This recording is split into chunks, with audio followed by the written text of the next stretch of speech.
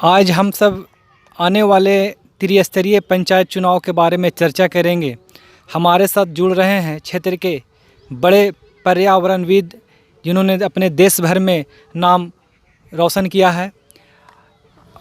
बांके बाजार प्रखंड क्षेत्र में पिछले 5 साल में यहाँ के जनप्रतिनिधियों द्वारा किए गए कार्य और विकास कार्यों को पर हम लोग विशेष चर्चा करेंगे और इनके क्या है कि आने वाले पंचायत चुनाव में इन जनप्रतिनिधियों से इनको क्या आशा है बताएंगे।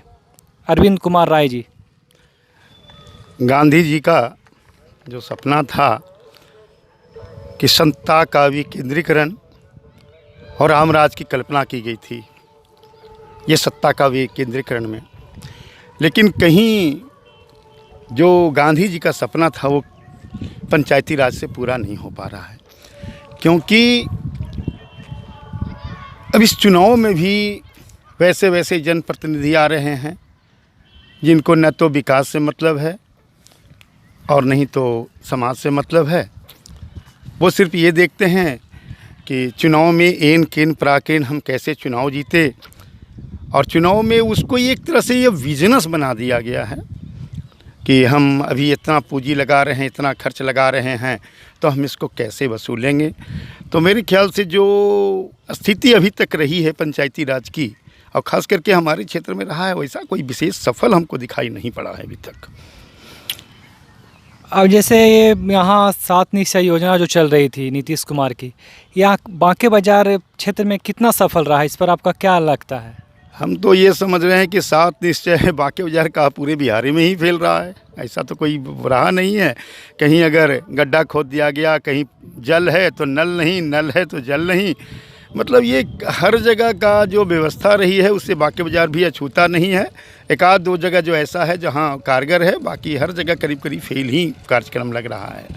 हालांकि सरकार की नीतियाँ भी स्पष्ट है कि हम पेयजल को घर घर तक पहुँचाएँ, लेकिन जनप्रतिनिधियों की उदासीनता और जो यहाँ के कर्मचारी हैं उनकी भी ये उदासीनता कारण ये सरकार की योजना घर घर नहीं पहुँच रही है। बहुत अच्छी योजना है कि लोग को गंदे जल से बचाएं, कल पानी के लिए हाहाकार नहीं, सरकार की अच्छी योजना है, लेकिन धरती पर उतारने की ज़रूरत जो है वो लोकल जनप्रतिनिधियों की है, लेकिन कहीं ना कहीं उदासीनता है। तो बीते 5 साल में बांके बाजार प्रखंड क्षेत्र में कितना विकास हुआ होगा? आपको क्या लगता है कि यहाँ के जनप्रतिनिधि जागरूक हैं विकास को लेकर के? विकास करके लेकर जितना होना चाहिए उतना में तो कहीं कुछ नज़र नहीं आ रहा है। हर जगह वो जो सरकार का योजनाएं हैं वो कहीं ना कहीं एकदम फेलियर हो रही है। खास करके जनप्रतिनिधि का जितना एक्टिव होना चाहिए, जैसी जैसी सरकार की योजनाएं आ रही हैं उस हिसाब से कहीं कोई विशेष फ़र्क नहीं पड़ा है। हर जगह वही हाल है, हर जगह वही हाल है। जहाँ देख लें आप, जहाँ कोई भी विकास देख लें, कोई भी योजना देख लें, कभी सफल नहीं है ना। कुछ लोग रोड को फिर वही डबल करते रहे हैं, फिर वही नाली बना है, फिर उसकी योजना बना दे रहे हैं। आम लोगों की जानकारी तो होती नहीं है ना। बहुत जगह योजनाएं ऐसी हैं कि जनप्रतिनिधि को सिर्फ बस इतना मतलब है कि हम अपना काम इतिश्री कर लिया, उनको जो मिलना मिलाना था हो गया, है ना। कुछ तुम ले लो, कुछ हम ले लेते हैं, बाकी लोगों की जानकारी है नहीं।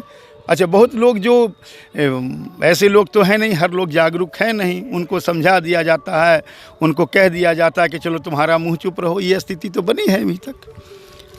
तो आने वाले पंचायत चुनाव में आप यहाँ के जनप्रतिनिधियों से क्या आशा लगाए हैं कि क्या विकास और भी आपके प्रखंड क्षेत्र में बांके बाजार के इलाके में कितना विकास आपको होना चाहिए?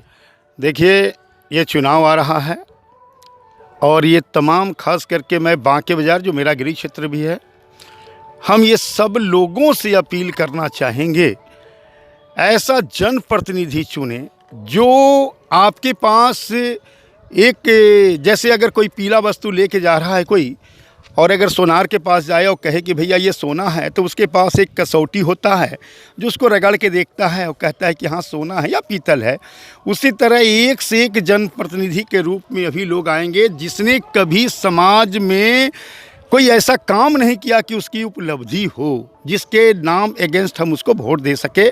तो आपके पास एक कसौटी है, उसके कर्म को देखिए, अभी तक जो किया है हम उसको क्यों वोटिंग करें, उसने ऐसा समाज के लिए, देश के लिए, राष्ट्र के लिए, राज्य के लिए सना क्या काम किया है, ये कसौटी को हम परखें और तब हम वोटिंग करें। आजकल तो बहुत लोग आधार ये लेते हैं कि हमको ये जात का वोट मिलेगा, ये जात का वोट मिलेगा। अरे भाई, जात क्या होती है बताइए, जात क्या होती है? अरे जात की बात होनी चाहिए। कितने ऐसे जात के लोग हैं जिनकी बेटियां कुमार हैं, उनके लिए जात कोई मदद नहीं करता है। कितने ऐसे जात के लड़के हैं जो पढ़ना चाहते हैं लेकिन उनके गार्जियन का पारिवारिक आर्थिक स्थिति ठीक नहीं है, उस पर जात होनी चाहिए। कितना तो ब्याह शादी में देखते हैं जात से ही तिलक ली जाती है, उस पर विचार होनी चाहिए। ये वोट में समझ में नहीं आता है क्या? ये गांधी जी का सपना तो ऐसा नहीं था कि जात के नाम पर। अरे ये देखिए कि इसमें काम करने की कैपेसिटी कितनी है, कितना काम कर सकता है, कितना निस्वार्थ ये समाज का सेवा कर सकता है। तो आने वाला चुनाव में बहुत तरह के सब्जबाग ये जनप्रतिनिधि दिखाएंगे, कुछ पैसे का लालच देंगे, कुछ ये जात का लालच देंगे। लेकिन एक बात ज़रूर ख्याल कर लें कि ऐसे जनप्रतिनिधि आप चुने जो आपके कसौटी पर खरा उतरे। 24 कैरेट का वो सोना हो, उसमें किसी तरह का लिप्सा नहीं हो, वो सेवा करना की भावना से आवे। ये नहीं कि भैया मुखिया में बड़ी कमाई है, जिला परिषद में बड़ी कमाई है, पंचायत समिति में बड़ी कमाई है, वार्ड सदस्य में बड़ी कमाई है, आज इतना पूंजी लगा रहे हैं इसका 3 गुना आएगा। ऐसे जनप्रतिनिधि को आप ना चुने। जनप्रतिनिधि ऐसा चुने जो आपके क्षेत्र के विकास के रखे, आपके दुख सुख में शरीक रहे। और गांधी जी का जो सपना था कि पंचायती राज के माध्यम से विकास हो, उस सपने को उजागर करने के लिए आपको थोड़ा सा ऊंचा उठ के और ये काम करना होगा।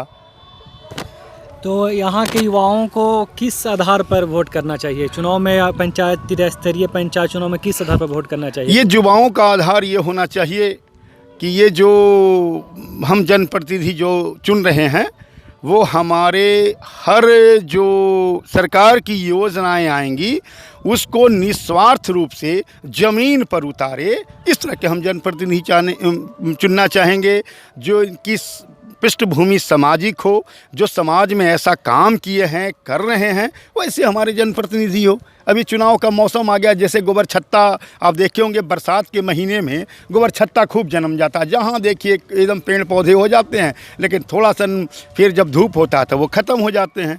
तो ये चुनाव के समय में बहुत लोग खड़े हो जाएंगे कि बस हम एकदम खड़े हो गए हैं, आप मुझे वोटिंग करें। ये आपको समझना है कि हम वैसे व्यक्ति को वोटिंग करें जो हमारे हर सुख दुख दर्द में वो साथ रहे हैं। ऐसा जनप्रतिनिधि को चुनना चाहिए लोगों को। हमारे साथ जुड़े थे देश के चर्चित पर्यावरणविद अरविंद कुमार राय। इन्होंने पर्यावरण के क्षेत्र में काफ़ी नाम कमाया है, लाखों पौधे लगाए हैं। बांके बाज़ार के अलावा उन्होंने बिहार, झारखंड, छत्तीसगढ़, मध्य प्रदेश, दिल्ली, उत्तराखंड, उत्तर प्रदेश आदि राज्यों में इन्होंने पर्यावरण के क्षेत्र में काफ़ी नाम हासिल किया है।